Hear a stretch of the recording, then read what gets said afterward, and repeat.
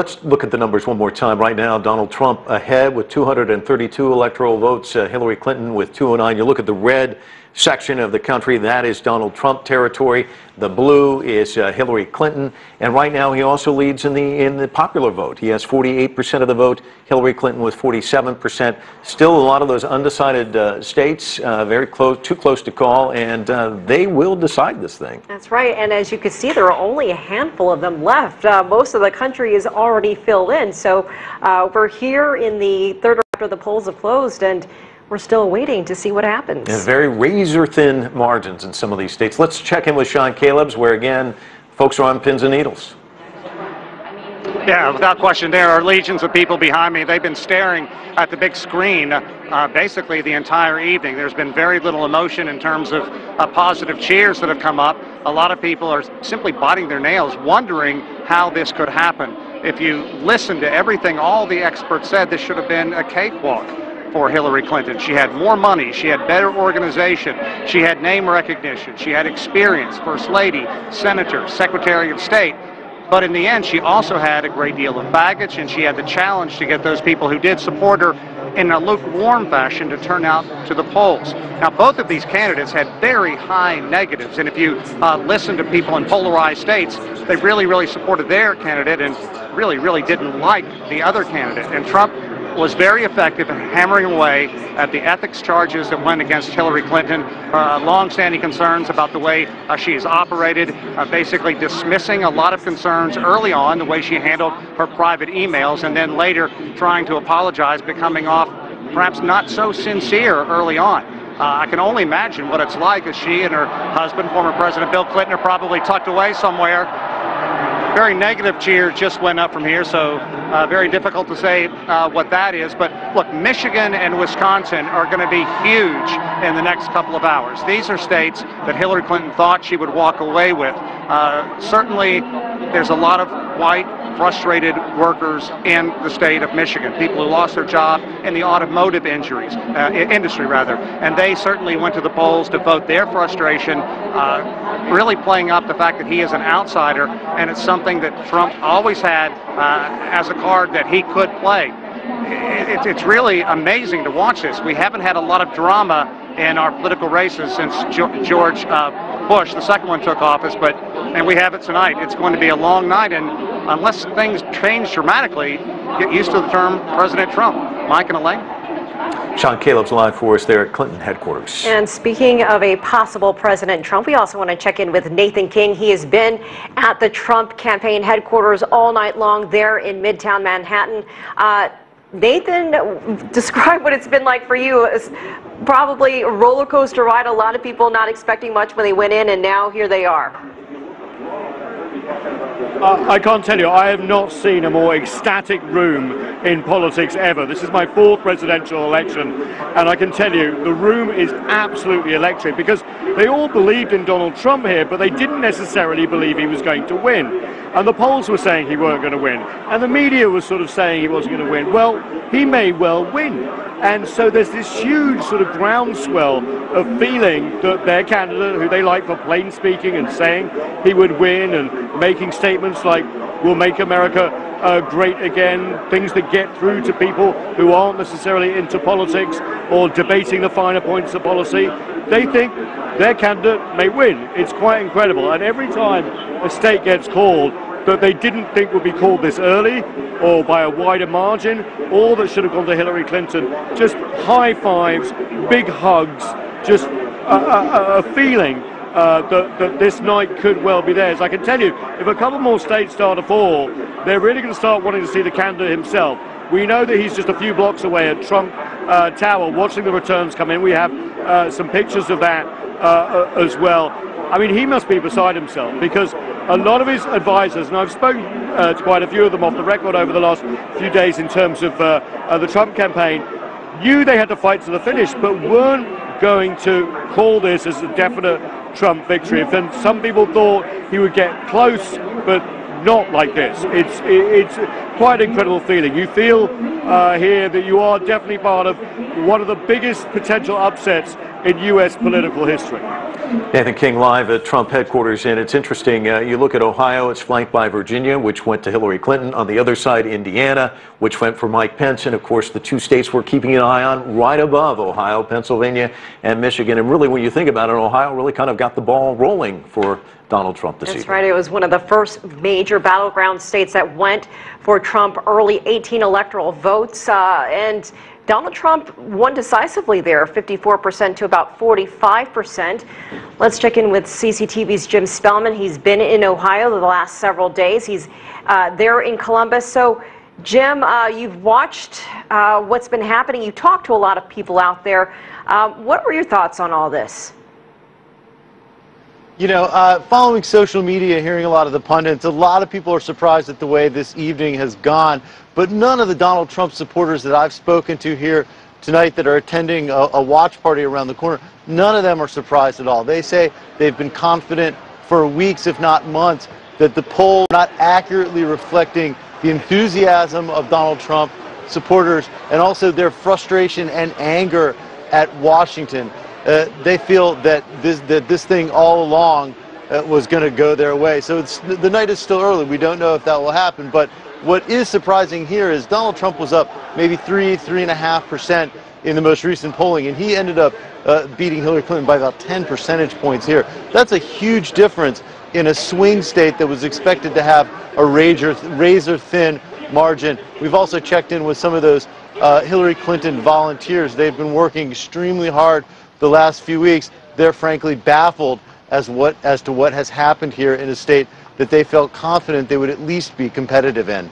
Back to you guys. Jim, I was looking at some of the statistics here. They were talking about how Barack Obama did very well in Athens, Ohio, where Ohio University is, but Hillary Clinton did not. And we've been talking a lot about millennials. We've been talking a lot about African Americans. She really had to cobble together kind of his coalition. It looks as though she really had trouble with it this evening.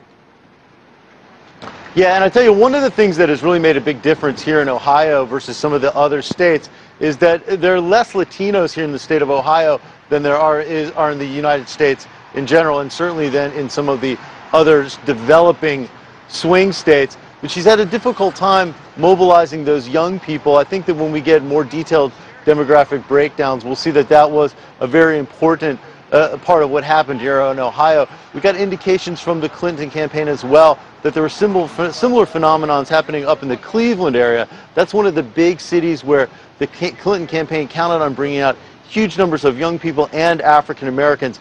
Those two groups, and not coming out as large numbers that they did for President Obama, could well be what shifted things here in Ohio, Mike. Jim Spellman live for us in Columbus, Ohio. Now let's go down south to Caracas, Venezuela, where we find CCTV's Stephen Gibbs, who has reaction from Latin America. People there surprised as well, Stephen.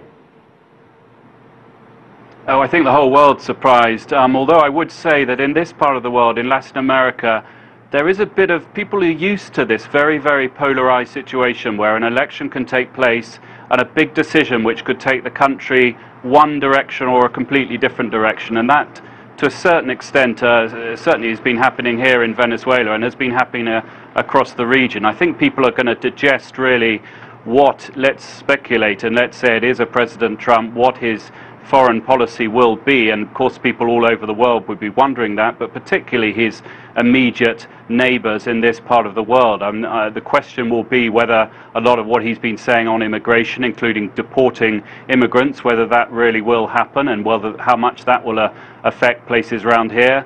And then there's the whole issue of the geopolitical question. Donald Trump said just a few days ago in Florida that he plans to take an extremely hard line against Cuba and reverse one of Obama's objectives of loosening the embargo. And then across this whole region, there has actually been a shift to the right, away from the left. And a lot of the big governments here, from Brazil and Argentina, for example, their foreign policy assumption was continuity, that President Clinton would continue, would likely win, and would continue the policies of Obama. So a whole rethink having to take place in this part of the world. What about his isolationist tendencies? It seems like he has a tendency to believe that the United States should be more withdrawn. Are they looking into that at all? I mean, in terms of and their reaction? Yeah, I think everyone is digesting this. I don't think many people in this part of the world really considered it was a serious chance that that Trump would be where he is. Of course, he hasn't won yet, but the very interesting speculation is that is the case. Yes, a more isolationist policy, particularly for Mexico, would be dramatic. And in the last hour or so, we've seen the Mexican peso plummet 12%. That's the biggest drop in 2 decades. And all of these emerging market currencies around this whole part of the world will be waking up with a, seeing something they completely didn't expect. Particularly interesting, though, I think, in the leftist countries around here, and that's Cuba and Venezuela principally. If Trump does plan to carry through what he said he would do just a few days ago in one of his last rallies there in Florida, that again will require a whole big rethink. Stephen Gibbs live for us in Caracas, and we're going to invite Eleanor back into the discussion. Again, there are just thousands of votes separating Hillary Clinton and Donald Trump in Michigan and Wisconsin. Neither of those put to bed. Obviously, they're critically important to her, as is Pennsylvania. But as you look at the landscape, it looked as though his path was very narrow as we began this broadcast, but now it seems like it's difficult for both of them, but clearly within reach. Yeah, she now has to win more of these remaining states than he does, and that's a huge shocker. And I think, as people come to grips with this, we know so little really about Donald Trump's plans, who he would consult and who advises him, because nobody ever thought seriously that he would win. And so the kind of scrutiny of the man, his policies, the fact that he's gotten away without releasing his income tax returns, or much of a health record either, the kinds of things that presidential candidates normally do. I think there's always been this sort of assumption that this really can't be happening, that somebody who really appears to be so unqualified to hold the job of president, that he might actually get there. And so I think we've got a lot of work to do if he does reach the White House. We're just getting to know this man. What's interesting to me is marketing and slogans. Make America great again. Right. We're going to drain the swamp. It's all down to 3 or 4 words. He defines his candidates that he's running against that way. Little Marco, Crooked Hillary, just 2 names, Lion Ted. And somehow he's been able to define or degrade these people that he's running against, and yet they haven't been able to fight back against him. It's remarkable. Nobody's been able to fight back against him. I think Hillary Clinton actually did the best. She won 3 debates, and she's been airing all these television ads, but I don't know that penetrates the consciousness of America anymore. I think people see him as someone who will really shake up the establishment. They hate the establishment in Washington. They think everyone is lining their pockets at their expense, and they somehow believe this man who has no record of doing anything really for the little guy is somehow going to be their voice in Washington. If he becomes president, it's going to be a heck of a story to see if he's going to be able to fulfill any of these promises. For starters, I don't think we're going to see a wall. We may see part of a wall, maybe symbolic, but will we see someone really get much tougher on immigration?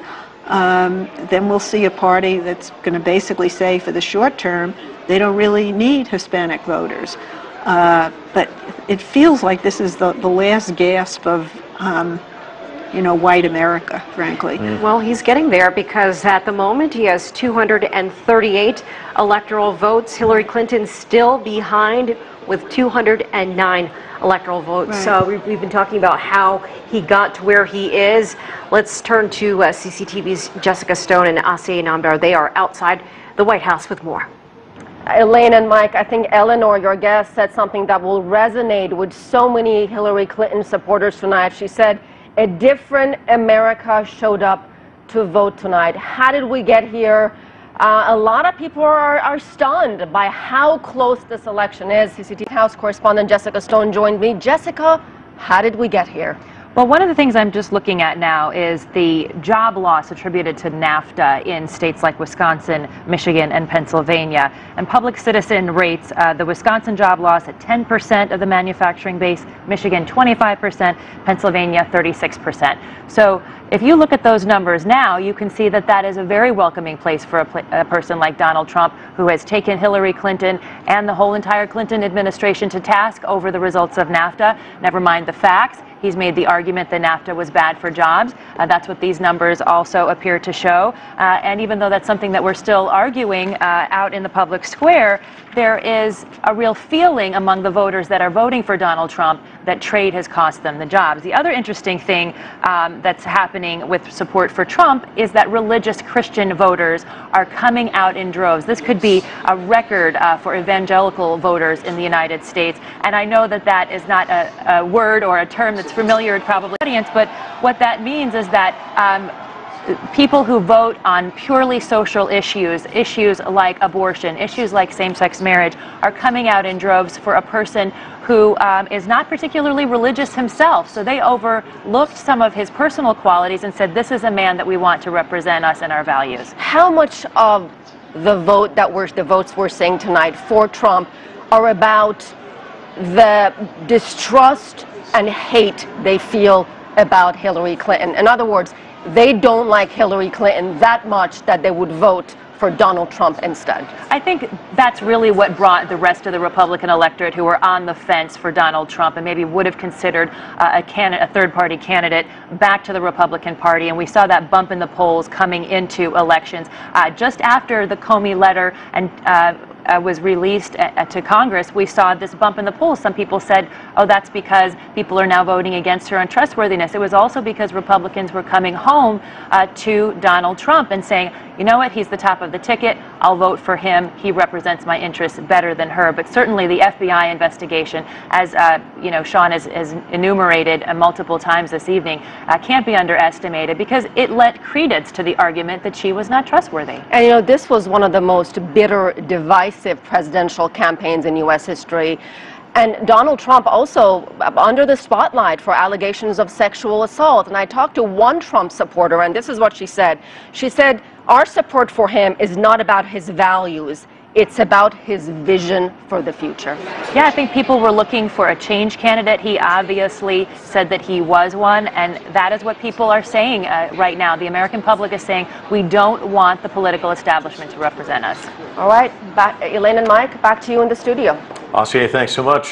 Shocking results this evening. A lot of people not expecting this. Many of the polls leading into today predicting Hillary Clinton victory, many of them 83%, but what we're looking at right now, Donald Trump in the lead. He has 238 electoral votes. Hillary Clinton with 209, and right now, as you can see, a lot of red up there. That is Donald Trump territory. Those are the states he's already won. The other states still up in question, the ones, the lighter colored states. Many of those very important, obviously, to Hillary Clinton at this stage of the game. And Donald Trump also leading in terms of votes. He has 48% to Hillary Clinton's 47%. That's right, 238 electoral votes to Hillary Clinton's 209. Here to help us break it all down is Anand Naidu with a look at the numbers and how we got here. And Anand, I'd like Robert Miranda to kind of weigh in on the gender gap, because we expected women to come out in big numbers for Hillary Clinton. What happened with that? Right, thanks, Mike. Well, Robert is here with me. 238 to 209. Robert, you've been crunching some numbers, I've noticed. What did you come up with? Donald Trump is in the driver's seat at this point. The narrow path has now moved towards the Clinton campaign. They have a narrow path. They need to win New Hampshire now. They need to win Michigan desperately. They need Pennsylvania, but that looks tight, actually. They need to win Nevada.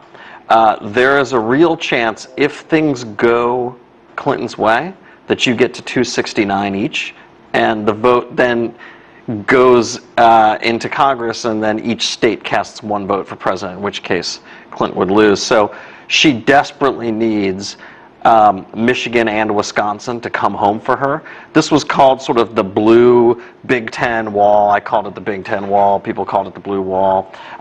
Most political observers assumed that those blue-collar Midwestern states were a little too Democratic to push over towards Trump because George W. Bush couldn't win them in 2004 right, with we've just everything going his way. taken Iowa. Right.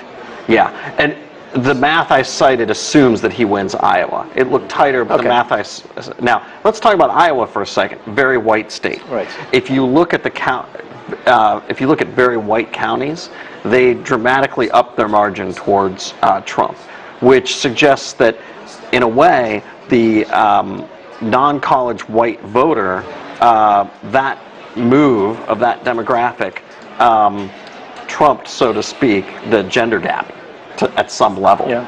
And that is the driving force. You know, we entered this night, and I entered this night, assuming that the big story would be the rise of the Latino voter. And the math is on the Latino voter's side, okay? The share of the electorate that is white, that we would call white, keeps dropping. In 1992, non-college educated whites made up 63%. And this election, 45-ish. So what's happening is the share of the white vote and non-college white vote is dropping as America becomes more diverse. Right. But it looks like Donald Trump is helping to squeeze more votes out of that larger, or out of that declining white vote share. And I think that is the story of tonight. It looks like white voters have moved even more decisively towards the Republican Party, which gives them a little demographic breathing room. So we get Iowa moving into the Donald Trump column. Is there a way that she would get to, say, 271? She needs to win Michigan and Wisconsin's not looking good for her because, as I mentioned earlier, Wisconsin looks a lot more like Ohio. I think she can pull out Michigan. I'm not sure she can pull out Wisconsin. I don't know what the numbers are in Pennsylvania. I looked in the last 5 minutes, but I know it's going to be tight. And I don't know what Philadelphia has already voted, and that's critical. So the way Pennsylvania works, interestingly enough, is, you know, and you saw this in 2004, it's slow to count the votes. And as the night progresses, all these rural counties start reporting, and it gets tighter and tighter for the Republican. The Republican tends to do better, and that's what happened in 2004 with Bush, even though he didn't pull it out. She does have a path, but it's becoming very narrow, and she may be out of time. Now the coalition, she may win the popular vote, though. That's the interesting thing when you count all the California votes. The coalition that she was trying to build to get to the White House: women, Latinos. Mm-hmm. African Americans. Well, it's wider than that. It would be professional women, African Americans, Latinos, non-religious voters, the so-called nuns who have no religious affiliation, who vote Democratic overwhelmingly, newer Americans generally, newer American immigrants to this country, generally speaking, and disaffected Republicans. It looks like those disaffected Republicans came home at enough of a level to thwart that. It looks like the gender gap wasn't as large as we thought, but it looks more like there was decent turnout. It looks like the Democrats did a decent job on turnout. It's just that white, rural, and exurban America turned out at a much greater level. And some of this may be due to the right direction, wrong track numbers that we've seen, where people feel very pessimistic about the state of the nation, and that may have driven some of white voter turnout. Okay, Robert, thank you. Let's send it back to Mike and Elaine. All right, Anand, thanks so much. Let's look at the map right now. Once again, we can, as we look at the Trump headquarters, as you can see, we just skipped away from that. Now we're looking at the map. Again, the red, that indicates the states that Donald Trump has already claimed this evening. Hillary Clinton picking up those blue states. And the numbers right now, Donald Trump with 244 electoral votes, Hillary Clinton with 209, and the popular vote. Donald Trump has led there all evening long. He still does. He has 48% of the vote. Hillary Clinton with 47%. And Nathan King is in New York at Trump headquarters, where we're seeing a lot of those red caps, Make America Great caps on all those folks. They're undoubtedly delighted with the numbers they're seeing so far. Yeah, they started going on straight after Florida because they knew once Florida was called, their path to the White House became a lot easier. Without it, they couldn't have won. And remember, Ohio, no Republican has ever won the White House without taking Ohio. They took that as well. But now, really, who's playing defensive is Hillary Clinton. She has to basically win all the remaining states, and they know it in this room. So there's this hush descending because they know one or two more states could go, and they're going to win. And that means that Donald Trump will come here and actually give a victory speech, something that very few people who were in a polling organization, a media organization, or even part of the Republican Party thought was ever possible. But he is within a breadth of that here tonight, and so you're getting this sort of slow lull in the room waiting for that number because they think it's going to happen, but of course nothing's over till it's over. And there are a couple of scenarios that we worked out that it could end up in a tie, and we don't want that because it will just create a big mess, and the country will get even more divided. But it looks like Trump could do it tonight. It's Hillary Clinton's to defend, but they're waiting for their numbers to hit 270 because they're not there yet. And the latest numbers now have him ahead in Pennsylvania, and that, of course, a critically important state for Hillary Clinton. He's just narrowly ahead by just a few thousand votes, but and there are the numbers there. 50% of the vote for Donald Trump, Hillary Clinton with 49.92. So that's how close that is. Give me a sense, Nathan, of what it's been like there this evening, because I know initially they must have been very nervous. All the polls indicating that Donald Trump really didn't have much of a path to the White House, and now things look remarkably different. In African Americans, can we say that tonight? Yeah, and you know, people are obviously excited, but they're also starting to plan for Donald Trump presidency. I've been talking to a couple of people down here, and they were saying America's going to look very different.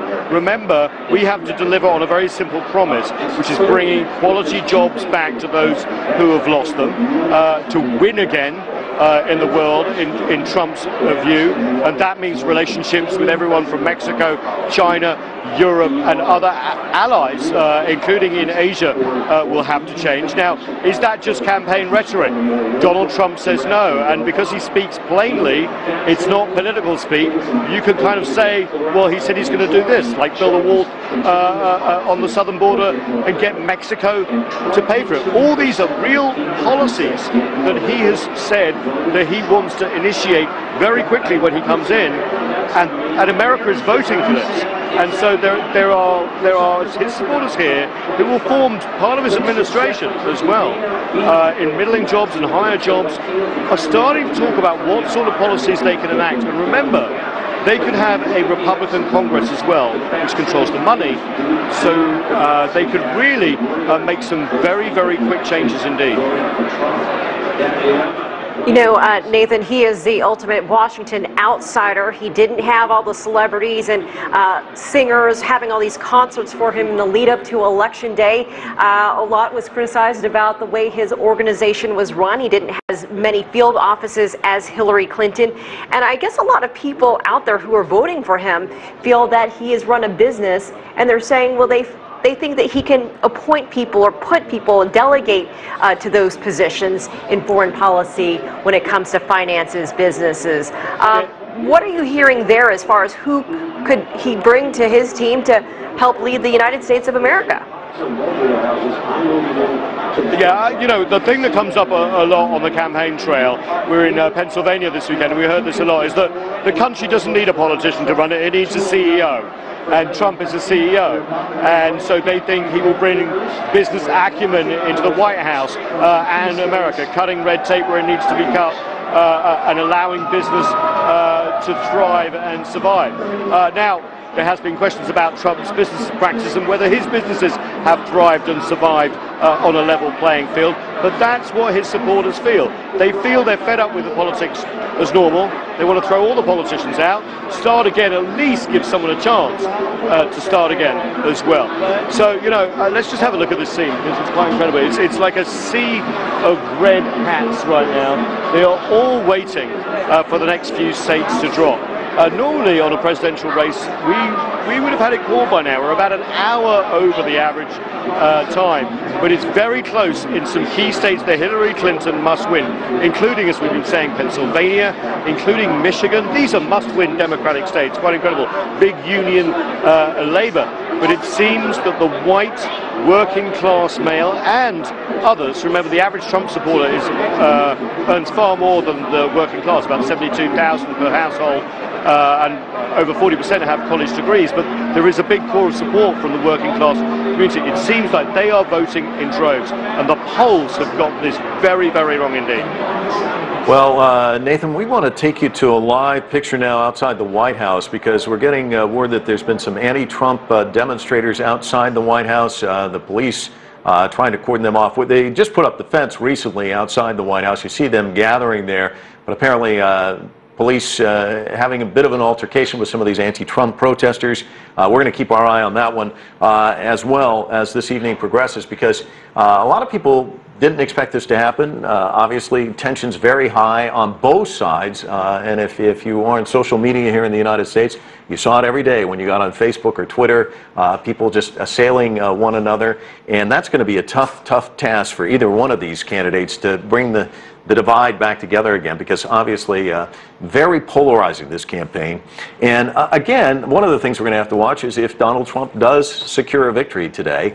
He's been pretty outspoken about China and how he's going to treat a number of allies as well, NATO. So foreign policy obviously would be impacted greatly as well. That's right. He said that he would talk to the leader of the Democratic People's Republic of Korea, had no problems with Vladimir Putin, but as it's becoming clear that we could see a path to a Trump presidency, we want to check in with CCTV's Tian Wei. She is live for us in Beijing with how China is reacting to this turn of events in the United States. Thank you, Elaine. Well, the Americans have a lot of soul searching to do about why and how it reached where it is today. The rest of the world certainly has a reality to accept. The reality is at this moment 244 to 209. 26 votes, electoral votes short before Donald Trump becomes the president of the United States of America. To understand that better, we have here Inner Tangen, Yang Xiyu with us. So, what do you make of it very quickly from both of you? Well, it's, as I wrote down, the inarticulate of America have spoken. And what you have is a lot of anger and frustration. The real issue, though, is down the line. Will Donald Trump be able to keep all of these promises he's made? Everything from walls to new economic policies. He's basically saying he's going to go alone in the world. And what do you think, Mr. Yang? China has to speed up the preparation for readiness to engage the highly possible President Trump. Trump is very unique. Unique U.S. president will mean what policy? Well, let me tell you what it means. If he is sticking to his campaign rhetoric, that means China is getting the title of currency manipulator. That means China has to work very hard and be found guilty of the intellectual property rights violation. That's at least in the campaign rhetoric, but the question is whether he's likely to implement that once he comes into the office. He's going to find it very difficult not to, and there's a tremendous amount of investment by American corporations in China, which are going to be at risk at this. So he's going to have to come to some sort of issue. As I said, 8.4% of the U.S. GDP is all about foreign trade, things going out. How is he going to handle that? We are getting the newest number, of course, 209 for Hillary, 244 for Donald Trump. Mr. Yang, once again, what about that? Well, the probability for Trump is growing, approaching to the victory point. And for China, many Chinese regard Mr. Trump as an unpredictable, predictable president. But the incredible means uncertainties and probabilities of new changes, containing both bad and good, positive and negative But there's changes. a lot of uncertainty, certainly. Mr. Yang, you are a scholar in U.S.-China relations. The question is, who is likely to be the team for Mr. Trump if he is the president when it comes to policy on China? Will so-called old China hands, many of those are well known in the field, likely and willingly to work with him? Well, it's a very key question, although it's a technical. Now, if Hillary Clinton wins, we can even guess who's who in the administration, but no idea about who's who in the new administration under Trump. Even for Americans, I think no ideas for most of them. That's one of the uncertainty. Not only that about trade, about the team, but also about the geopolitics. Mr. Kangan, you know very well, Mr. Trump during his campaign talked about U.S. is losing up its alliance with many of those in Asia, particularly toward South Korea, Japan, and of course we're talking about crisis on the Korean Peninsula as well, nuclear issues, and also Southeast Asia, some of the traditional allies of the United States. South China Sea has been such an issue between the Obama administration and China. So with all of these changes, moving out factors, what could that mean? Well, let's talk about winners and losers. I mean, there's obviously going to be a political vacuum that's formed, and into this, China could come in, but I think the major winner is going to be the U.S. military-industrial complex, because the arms sales are going to be going up. And what about nuclear issues, Mr. Yang? That is your home turf. Well, I think it remains a long way. No matter Hillary Clinton or Trump's win, I don't think they will have a clear policy about the nuclear issue, especially how to deal with. They won't put this issue at top priority. At this point, the Obama administration and also Chinese government are taking pride in some of the agreements and cooperation they've been having over the past 8 years. Mil-to-mil relations, military to military, I'm saying. Secondly, they're also having more discussions about what the future trade mechanism should be like for the world, not just for China and the United States. And thirdly, these two countries working on some of the multilateral platform, including G20 and also the United Nations. Will a Donald Trump presidency change all of this? To what extent? At least some of them, because basically Trump, compared with Hillary Clinton, he's isolationist. He will reduce the U.S.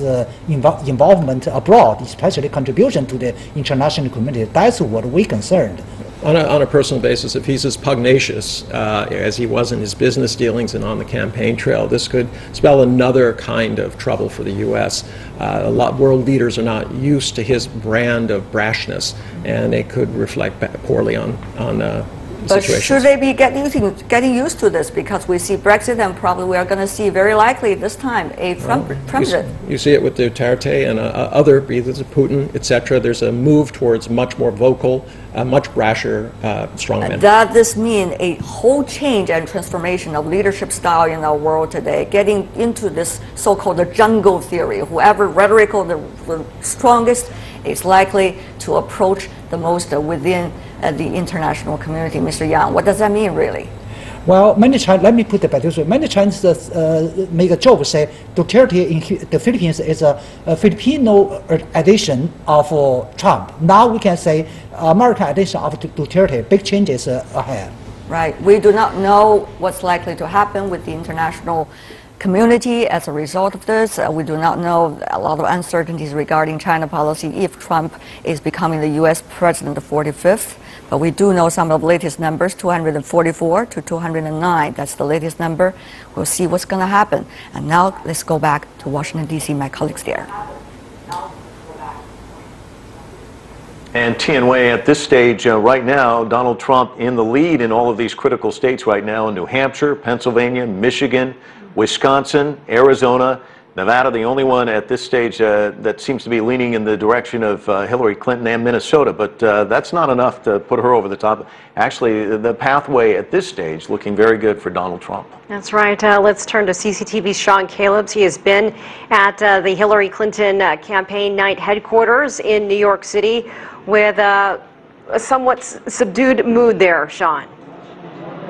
Somewhat. I think that's perhaps understating it. If you could actually say the only difference between this place and an Irish wake is less booze and better music. It's been extremely down throughout much of the evening, very little to cheer. You talked about the fact that Donald Trump is leading in virtually all the states that are out there. Let's take a close look at Pennsylvania. They knew this would be a very tight race, but look at this. 5 million votes have been cast and only a few thousand separating the two candidates. But the reality is Donald Trump doesn't have to have Pennsylvania to win. Certainly, if Hillary Clinton does not win Pennsylvania, it is over for her. She needs some amazing numbers to come in at the 11th hour. And the fact that she's trailing, and somewhat significantly in some states, it's her path to victory is almost cut off at this point. It's going to be very difficult. What a dramatic change in events we have had over the course of a day. At the start of the day, here at the Javits Center on the west side of New York, as people got ready, this place was pumping. The electricity was amazing. They made a great deal out of the fact that the Javits Center has a glass ceiling, and Hillary Clinton was going to come in and shatter the glass ceiling, if you will, a barrier that has kept women in this male-dominated country down in business and in politics. She was hoped to make history, come out here and talk to the thousands of followers. Well, we know for a fact that she is holed up with her husband, Bill Clinton, in a hotel room somewhere, certainly trying to draft some kind of speech. And think about everything that was said leading up to this. Would Donald Trump concede? What kind of concession speech would he have? Well, it looks very much like Hillary Clinton could be the one crafting that speech, and there has been a very frosty relationship between her and Donald Trump, so it's going to be interesting to see what she says. Can these, whatever happens, if she's able to come back, how does the country move forward? And there's just so much to talk about. If indeed Donald Trump does win and the Congress becomes Republican-controlled, they could very well appoint the next number of Supreme Court justices, have a great deal of say in that. All kinds of legislation, amnesty for immigrants that have been in this nation. There's just so much to talk about. It's kind of mind-boggling at this hour. And if you just think about how we got here.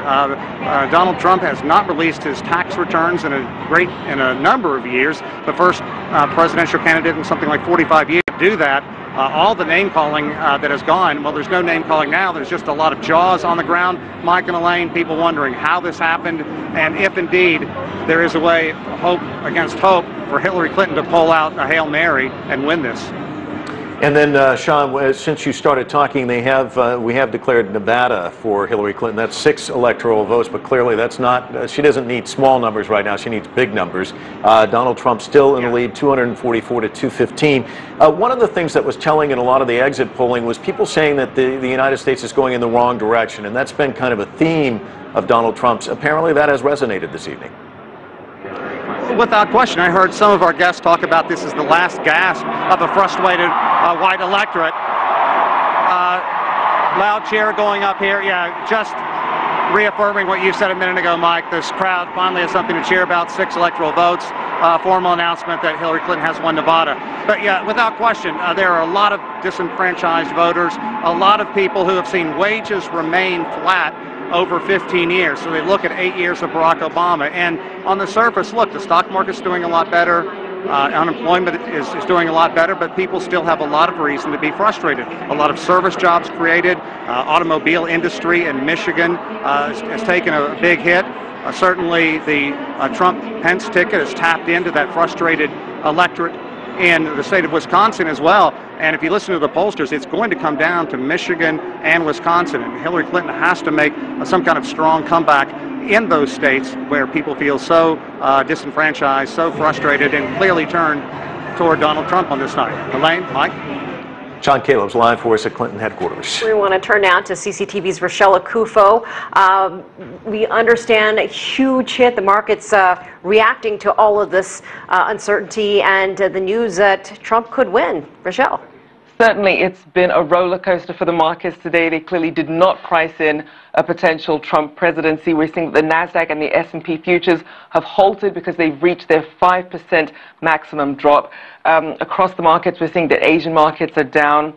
Australian market also down. We're seeing the Hang Seng in Hong Kong continues to drop. It was at 2.8 at last check. The Nikkei average in Japan also down more than 4%. People are saying this is bigger than Brexit. We're seeing the Dow has now lost more than it did during the 2008 financial crisis. So clearly, very historic losses, a lot of uncertainty, and markets do not like uncertainty. I'm going to bring in Sarhan Hatipolu, our global economics analyst, to break down this roller coaster. What are investors thinking right now? Well, this is more than a knee-jerk reaction at this point. This is a shock. This is a market shock. And the fact that the trades are halted send a message that this is going to continue into the morning and throughout the day. Now, I will still stand by what I said, however, that the market fundamentals in a lot of the countries that we're seeing this devastating falls are strong. And the stock market is going to come back. It might take a week, maybe 2 weeks. But I am also changing my position earlier on that this is not a knee-jerk reaction. This can easily be classified as a market shock. Now, one thing we should look at is the Chinese mainland markets. We're seeing that they haven't been as affected as the other Asian markets. What do you attribute that to? Well, there are several things for that, because the Chinese, actually, the clients that I've talked to in China have told me the possibility of a Trump election and China preparing for it. Now, this came as a surprise to them too, I'm sure, but that's one thing. And secondly, the global exposure portion of it plays a role as well in China. So those are the reactions, but the medium to long-term reaction in the Chinese stock market is also going to be negative if Trump wins the election. Now, Bloomberg analysts have actually slashed the likelihood now of the U.S. Federal Reserve raising interest rates in December based on the outcome of this election. What happens now? We already know that Trump has said that he's not a fan of Fed Chair Janet Yellen, saying that she's too political, basically leaning too much towards Obama and keeping rates too low for too long. What happens then to the U.S. Central Bank? Well, it's too early to say what's going to happen. I personally hope that the rates are raised in December. This market reactions, daily or couple of days reactions, negative reactions, are temporary. They're going to go away. Federal Reserve knows this, but Federal Reserve also has been hostage to the stock market for quite a long time.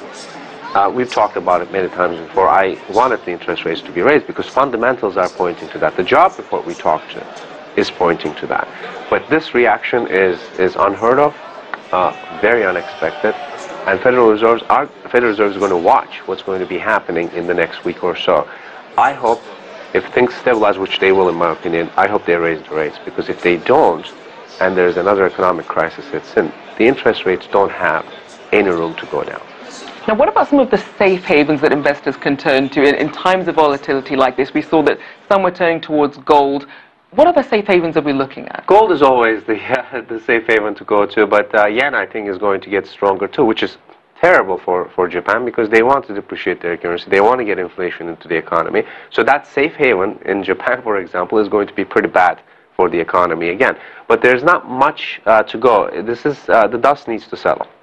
The dust needs to settle, and then one would need to go into the market and look at it sector by sector, for emerging markets, country by country, what is going on, what has happened, whose fundamentals have actually detached from macroeconomic variables. We have quite a lot of countries like that. Brazil is an example with the stock market. So it's going to take some time. It's going to take some time. But for the moment, the safe play is gold and Japanese yen, and of course U.S. Treasuries too. And as we look at some of the countries that are most exposed to what's happening in the U.S. election, as we already saw the Mexican peso falling 11.5%, losing 11.5% of its value, who is the most exposed? Emerging markets in general. But Mexico has been, well, let's remember that Mexico is one of the 3 emerging markets currencies traded 24 hours, 5 days a week. So it's always going to be slapped the most. But there's more about that for Mexican peso, because the policies that we've heard from Mr. Trump regarding the peso, regarding Mexico in general, this is an emerging market that has actually come a long way, but it still needs support from its neighbors, especially NAFTA neighbors. Now, here's a president-to-be that says he wants to dismantle NAFTA. So that currency is going to be affected. All emerging markets, in my opinion, are going to be very badly affected by that. Brazil, like I mentioned, Turkey, I think the last I looked, the lira was falling pretty badly. So we are going to be seeing that quite a bit. We're going to see a lot of hedge funds, EM hedge funds, suffer from that as well. Let the dust settle and we'll reevaluate. Indeed, we'll certainly see who wakes up with a headache tomorrow. But for right now, let's head over to Mike and Elaine in the studio.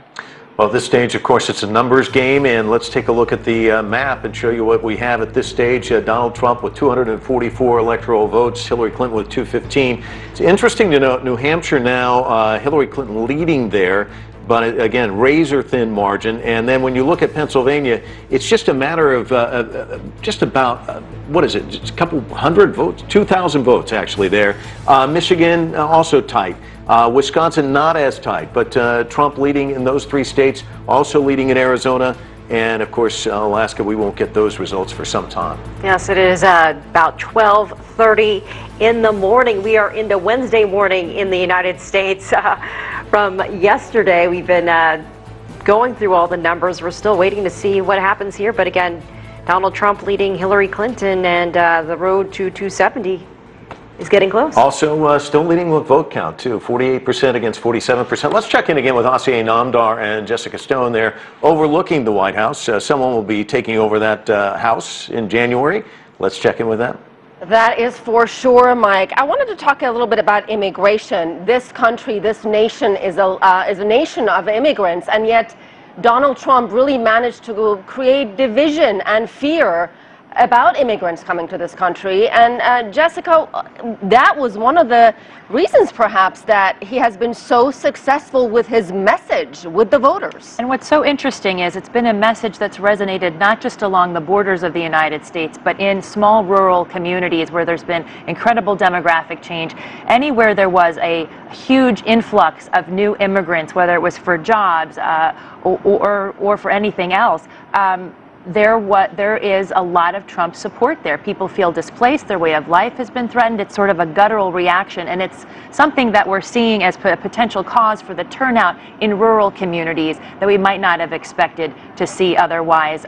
And in fact, we're already seeing reporting that indicates that there may be white voters in these rural communities that were turned out, and we didn't hear from them in the last couple of elections the way we are now. But when you think about the Senate and the House races that are also on the line in some of these same states that are up for grabs, Pennsylvania, there's still a close Senate race there. It's skewing towards the Republican very slightly. Somebody who didn't say he would support Donald Trump until he voted just a few hours ago. New Hampshire, another race that hasn't been called yet for Donald Trump or for Hillary Clinton. They have a very close Senate race, the most expensive Senate race in U.S. history. So the issue of immigration hits everywhere across the country. All right, Mike and Elaine, we'll send it back to you. We should also add behind us, there have been protests going on right in front of the White House. Trump supporters, Clinton supporters, a lot of chanting going on. So we are keeping an eye on that as well. Mike and Elaine, back to you. Thanks so much, Asier. It's worth noting there's a British political scientist, Rob Ford. He had this thought after the Brexit vote. He asked whether people were feeling like strangers in their own country. And that has to be a question that's being asked here as well, because so many people, so frustrated, so angry with the system here in Washington, D.C., they just want to throw all the bums out. They want somebody new, and they are making a statement here tonight. That's right. Let's turn to CCTV Sean Caleb's. He has been with Hillary Clinton's campaign, their party, all night long. Sean, let's check back in with you.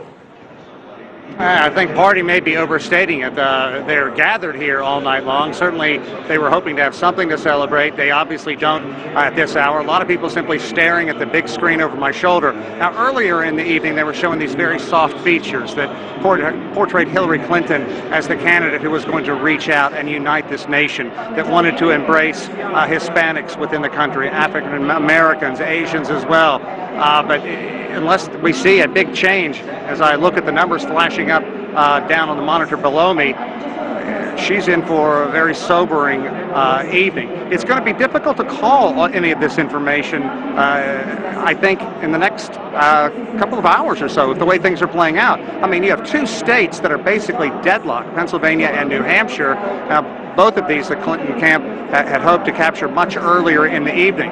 But I think when they saw Ohio, Florida, and other states begin to go down like dominoes, that kind of set the tone, set the message. A little something for folks to cheer out there, but there really hasn't been a whole lot. As we've been talking about, Trump's path to the White House is becoming broader and broader and broader.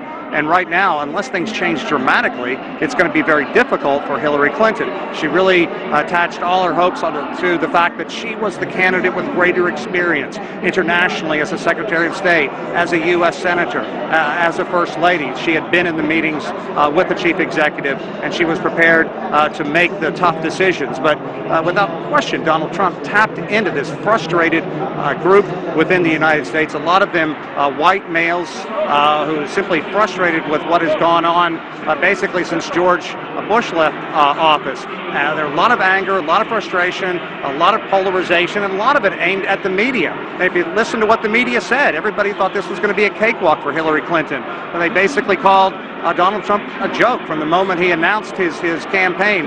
But he kept using those slogans, Crooked Hillary, Little Mario, Make America Great Again, and almost like someone buying soap after watching a TV commercial, voters were attached to Trump. And no matter how much people would point out, look at all the failures he's had in his life, and look at all the promises he's made that haven't come through, it's just been Teflon and come right off of him. And the polls are not lying. To a degree, you have to wonder if the third-party candidate, who's only going to get a small fraction of the percentage of the vote, but is that enough to take away from Hillary Clinton in these key states? There are going to be a lot of books written about tonight in the coming years. It's going to be interesting to see what they finally come to. What were some of the determining factors in all this, Mike and Elaine?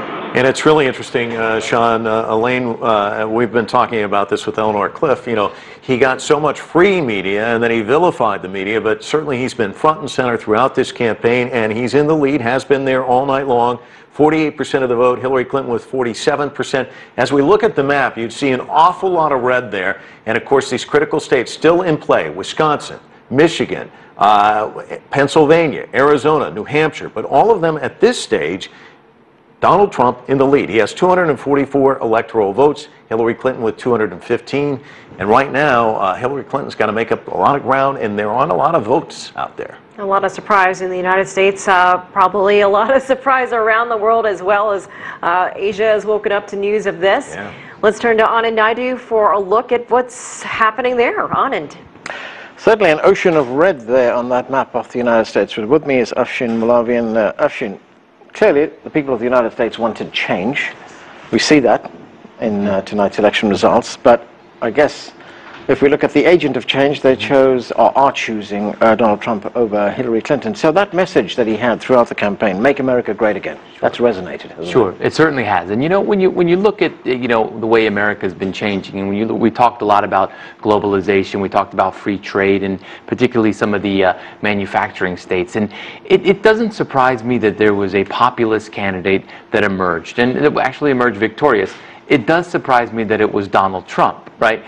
So I mean, I think that's going to surprise us for a long time. Now, again, we're not calling the election here, but it looks like he has a very good path to victory. Now, you know, the other thing to note here is that the Americans also voted for change, you know, in 2008. And we remember those heady days, you know, but you know, what happens after the election is everybody wakes up and they have to go to work again. Yeah. And change is hard. And I think ultimately, you know, if we do see a Donald Trump victory, people are going to think that America is going to fall apart, you know, those who don't like him.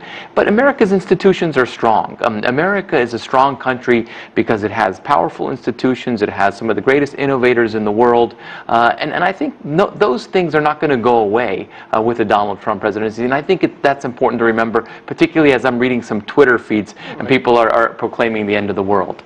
So if we look at the implications for, say, Asia right now, and we look at some of the big initiatives in Asia on the part of the United States, the pivot to Asia, what happens? Yes, you know, you know, it's so hard to predict, you know, where Donald Trump is going to go with his foreign policy. Now, I think he has signaled that he wants to, in some respects, almost embrace the President Obama vision of a minimal footprint of America. You know, and he has, but he's also done it in ways that President Obama would have never done. So, for example, he has said South Korea and Japan, you're on your own. right? He has said things like that NATO is going to, have to pay their way, etc. So in ways he's handling foreign policy. He's ripping up every playbook. President Obama liked to say that he would rip up the Washington playbook. No, he just rewrote a few lines of the Washington playbook. Donald Trump is ripping up the Washington playbook. The Trans-Pacific Partnership, of course, that's a big US-led initiative for trade, economic relations with that part of the world, the Pacific Rim countries. It excludes China. Yes. But is that now dead? I think it would have been even dying on the vine if Hillary Clinton were to win tonight. But I think under a Donald Trump presidency, the Trans-Pacific Partnership is dead. And I think multilateral free trade agreements are dead and dying as well. We also have a question of whether, NAFTA is going to die. Now, I think, Donald Trump, he has challenged China. We talk about Asia. He's challenged China on currency. I think, what he's going to, what the old adage, where you stand depends on where you sit. The question is, when he sits behind the Oval Office and he sees the tremendous force of China in the global economy, will he be willing to make those kind of challenges real? He's got a number of issues to discuss with China. I mean, one of them being, of course, trade relations, economic relations. Then, of course, there is the nuclear issue in the DPRK. That's right. The South China Sea, relations with other countries in the region, like the Philippines, etc. Donald Trump has brought this very unconventional approach to foreign policy. What we know of what he's going to do, and that is he's going to make deals with countries. Right. Yes. Like he makes business deals. Yeah. No. I think he certainly views foreign policy transactionally, as you noted. But I think what he's going to find is that we're living in a world of just such dizzying foreign policy challenges that are marked by speed and complexity and interconnectedness. And so, for example, I think history has a new velocity in this world we're living in. We're living in a world where a Tunisian vegetable and fruit seller can have his license taken away, light himself on fire, and create the entire Arab uprising, right? So there's enormous challenges, and these challenges are all interconnected. And so foreign policy is not going to be about simply doing better deals. It's going to be about overarching strategy and understanding how interconnected we all are. And the night is not over. We'll see what happens. 2:44 to 2:15.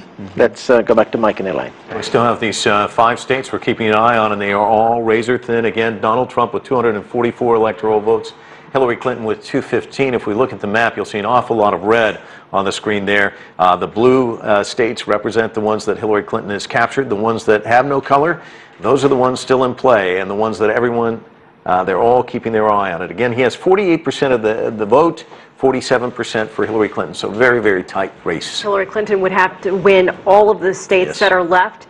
And Donald Trump is, as you mentioned, slightly ahead in all of those states. Let's turn to CCTV's Nathan King. He has been at the Trump campaign headquarters all night long, where it's just been a really happy partying kind of night. Nathan. Yeah, sorry, I couldn't hear you there as you were coming to me because we had a bit of a roar coming up from the crowd. You're absolutely right. They know they're on the verge of something here. Hillary Clinton has to win everything. Donald Trump just doesn't have to lose anything. But I was just looking while you were coming up to me. The margins in each state are very narrow. Sometimes, like if you look at New Hampshire, just a few hundred votes. And I hate to say this, but do you remember 2000 and the recounts? Do you remember, some states, if it's within a 1% margin, then they will go to an automatic recount. Now, we're not there yet. It may be Donald Trump has enough votes. It may be that Hillary Clinton has enough votes. But there may be automatic recounts triggered in these late states that are coming in late because the margins are so close. Now, that may not happen, but that is what is stopping this crowd from going wild. Remember when you came to me about half an hour ago, everyone was jumping for joy. They hoped that total was going to go nearer the 270. It has not budged. And, they heard that Donald Trump might be on his way over here to make a speech, but that total has not budged. And until 270, it's very unlikely that he will come over here unless it goes into another day. So they're on tenterhooks. Remember, they never thought they would be this far ahead of Hillary Clinton. And that's where they are. They're on the verge of winning, but on the verge of winning is not winning. So you know, the night is getting older. You know, normally a presidential race is called by now for the last 2 hours. So people are sort of bedding down, if you like. The enthusiasm's still there. But they know, to use a sporting term, that this match perhaps has to go all the way, all the distance, before someone is the clear winner. And Nathan, we have a tendency in this country to say that history has a way of repeating itself. I think of the 1980 election where the Democratic candidate at the time, Jimmy Carter, was running, but he had a challenge from his left by Ted Kennedy, and weakened as he went into the general election, running against a guy who'd been on television quite a bit. Donald Trump been on television quite a bit. Kind of the same scenario we saw here with Bernie Sanders challenging Hillary Clinton for quite a long time in this election cycle. Yeah, you know, it's an outsider's election, isn't it? You know, Hillary Clinton is a 30-year veteran politician. She says it's what's made her great, what she does.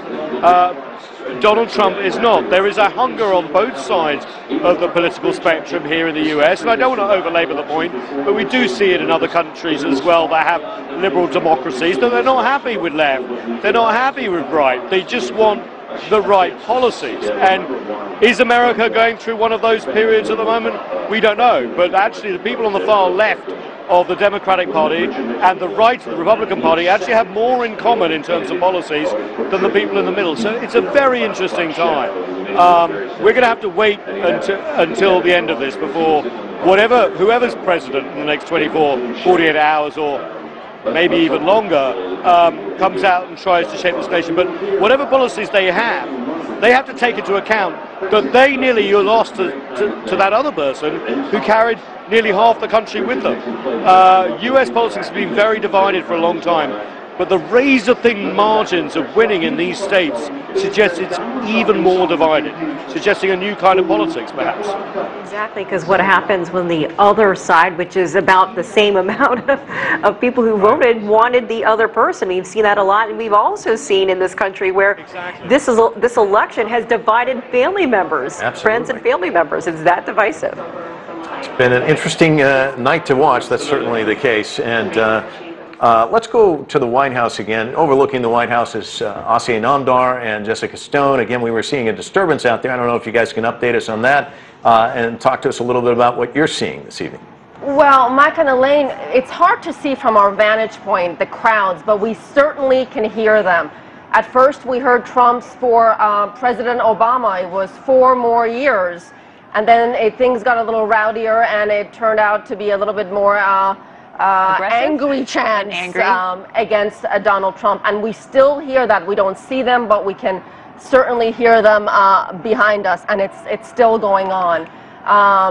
One of the things I wanted to also talk about is how close this election has been, the theme of the night. And really, we knew it was going to be close, but this close, very few people had predicted that. Jessica, did the polls simply get it wrong?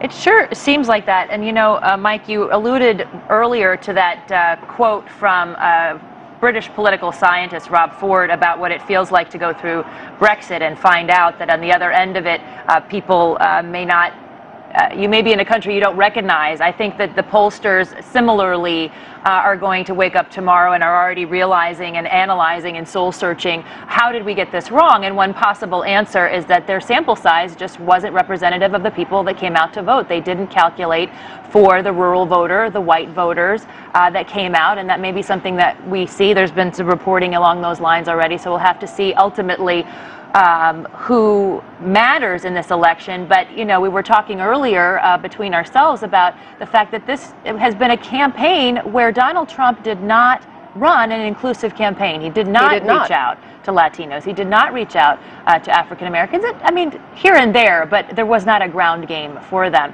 And so what does that mean if he wins? Does that mean that these are all these constituencies that don't feel part of the mandate that he gets? And I think his supporters don't really care. Absolutely, absolutely. So, Jessica, what is next in this process in a Trump presidency? What kind of transition are we talking about? Let's make it clear, this race is not over. Right. A number of states are still hanging. How do But you the speculation heal? is already starting about but what would a Trump administration look like. What it would look like, and really the healing process. Yeah. This is a very divided country right now. It is, and if division wins the day by winning the White House, what does that mean for the transition? What does that mean for the necessary coming together? What does it mean for the country? Right. What does it come? Because the country has to come behind the leader ultimately and form a perfect union. Mike and Elaine, we'll send it back to you. Well, we're already seeing the impact of this vote this evening, even though the outcome is not known. We do know that it's having an impact on the Mexican peso. We know that it's having an impact on Wall Street, and we're seeing indications that already they are reacting to the shock of what we're seeing here in terms of the votes. People are starting to move their money around. Let's turn to CCTV's Rochelle Akufo. She joins us now with a look at what's happening in the business world. Rochelle. You're absolutely right. People certainly moving their money into safe havens like gold. As we already said, the NASDAQ and S&P futures have halted. They've reached their 5% maximum drop, numbers we haven't seen since the 2008 global financial crisis. I'd like to bring in Saruhan Hatipolu, our global economics analyst, who's been with us through this roller coaster of a night. A lot of things on the table. Let's also start looking at some of these trade deals. We saw that a lot of them, Trump either wants to renegotiate or perhaps take them off the table completely. Correct. What are his trade partners thinking right now? Well, they're worried. Let's be honest. Let's talk about TPP for a second. We're talking about 40% of global trade. We're talking about 800 million people. That is double the size of the European Union market. And of these markets, probably 11 out of 12 thought that they would be ratified in their parliaments. So from there now, we end up at a situation where this trade deal is going to be torn apart. With Mrs. Clinton, too, we talked about it. She was against it, but I believe that she would do some modification. And again, we're assuming that Mr. Trump wins the presidency. It looks like it. But there will be some modifications, but the core of the TPP, I think, would still be preserved. What does this mean for China? I think China is happy. China said cautiously we are about TPP. But this is geopolitics. China is happy that TPP is not going to go further because TPP would also give the United States geopolitical advantage and just some kind of control over that China is not part of the TPP. Exactly. And it never wanted to, in my opinion. Sometimes you read articles saying, well, China and India were not asked to come in, but China didn't want to be a part of TPP.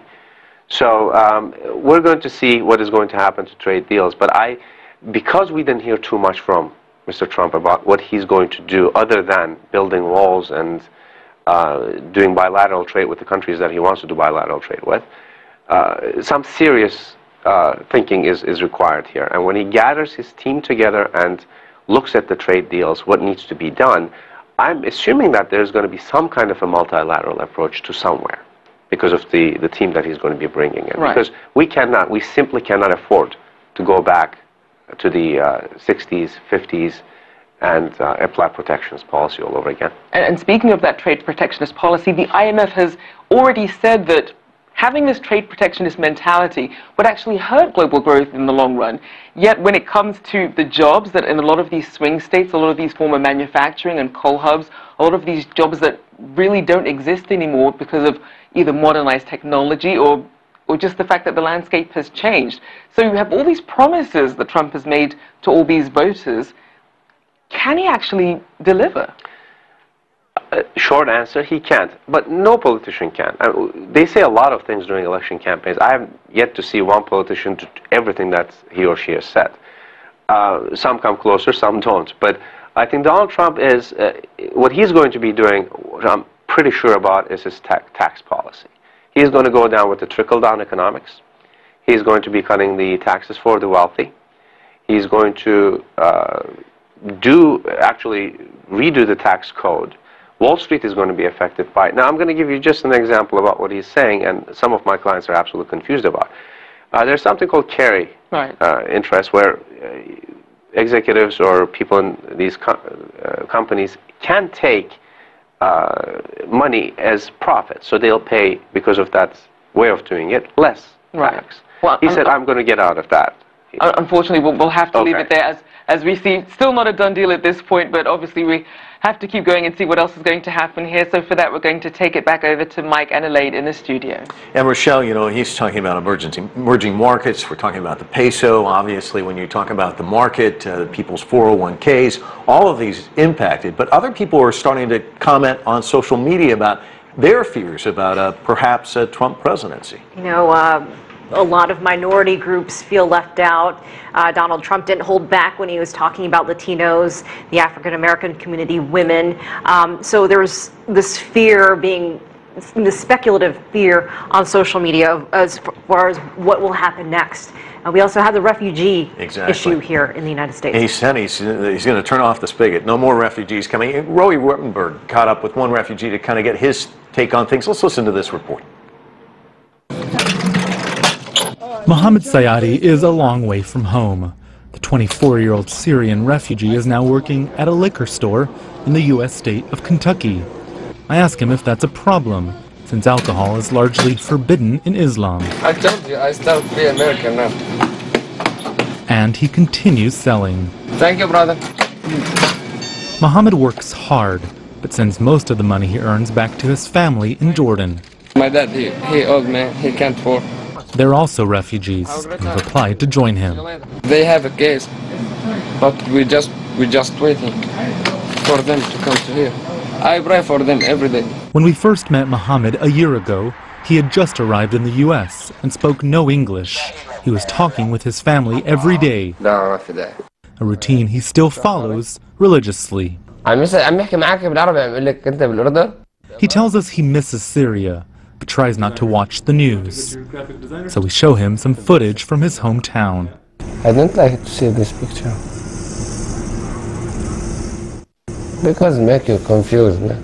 Confused? When you see like that, you remember what before the war, how it was, and now what happened. Everything is destroyed, and they're dying everywhere. Nobody likes to see people die, and you see. But we also show him the story we did about him. How does it feel for you to see how you were 1 year ago and how you are today? Where you are, living by yourself, working by yourself? Yeah, I'm feeling proud, and I hope to make my family proud, and in future make this country, bring it me to here and help me. I hope to do something for America. Outside, he shows us the car that he bought and tells us he's here to stay permanently. I have American Eagle. Let me show you.